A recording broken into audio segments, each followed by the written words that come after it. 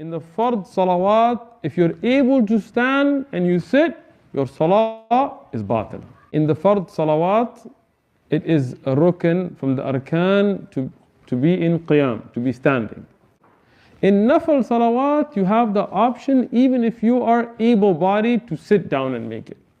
And Rasulullah sallallahu alaihi wasallam, he used to make nafal salawat on his camel. But then you get half the reward. Your reward is cut in half.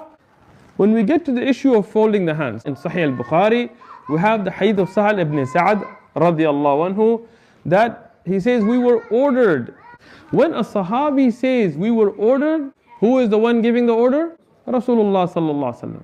So Rasulullah sallallahu alaihi wasallam, he ordered the Sahaba, as Sahl ibn Sa'ad radiyallahu anhu mentions, to place the right hand over the left hand, over the forearm in the salah. This hadith does not mention where, but mentions the folding. Then we look at the other Sahih hadith from Abdullah ibn Abbas radiyallahu anhuma, from Rasulullah sallallahu alayhi wasallam, who says, we the Anbiya were commanded to delay the suhoor, to make the suhoor close to the time of adhan, and to break the fast right away. And the Anbiya were ordered by Allah subhanahu wa ta'ala for is to place the right hand over the left when praying. These are just a few of the Sahih ahadith on this issue. So when we look at this issue, in the light of hadith, there is not a single clear hadith, even a da'if one, that mentioned that Rasulullah sallallahu alaihi wasallam dangled his hands or didn't fold them in salah.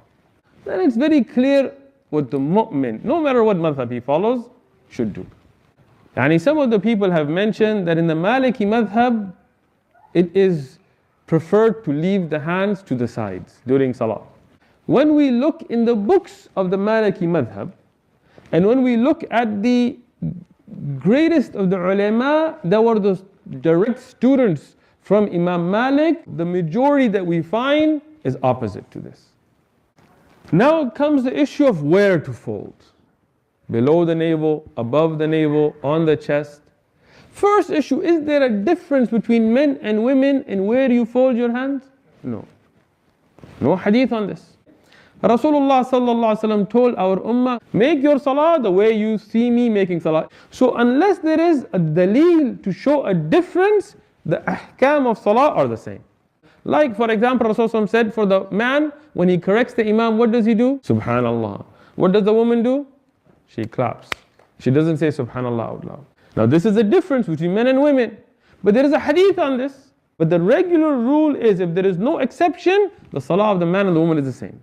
So in this issue of where to fold, we have a few different opinions amongst the ulama of Islam. Is to fold the hands below the navel. What is the dalil for this? The dalil is the hadith of Ali ibn Abi Talib radiyallahu anhu, who says, min as-sunnah. It is from the sunnah to place the hand, the right hand upon the left under the navel. But it is also true that by the consensus of the scholars of hadith, as Imam al-Nawawi has said, the ulama of hadith have come to a consensus on this issue that this hadith is da'if. The second opinion is above the navel or on the chest. And this is the action of Imam Ahmad himself, as Abdullah, his son, has reported, to pray with his hands folded above the navel.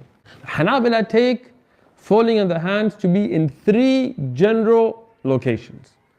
One is under the navel, one is above the navel, and on the chest. All of this is put together. And then there is the folding on above, very high to the chest, where it starts to touch the neck, and this is makruh in the madhab. First thing, the hadith of Ali ibn Abi Talib radiyallahu anhu, فَصَلِّ لِرَبِّكَ وَانْحَرْ. In the tafsir of this, he says this is folding the hands ala sadr, on the chest. From Ali ibn Abi Talib radiyallahu anhu. You find the hadith of Will ibn Hujar radiyallahu anhu, who mentions that Rasulullah folded the hands and he placed them on his chest. So if we look at the ahadith on the issue, the strongest is to fold the hands above the navel or the chest, this being one region. But this is something that there is room for ikhtilaf in this ummah.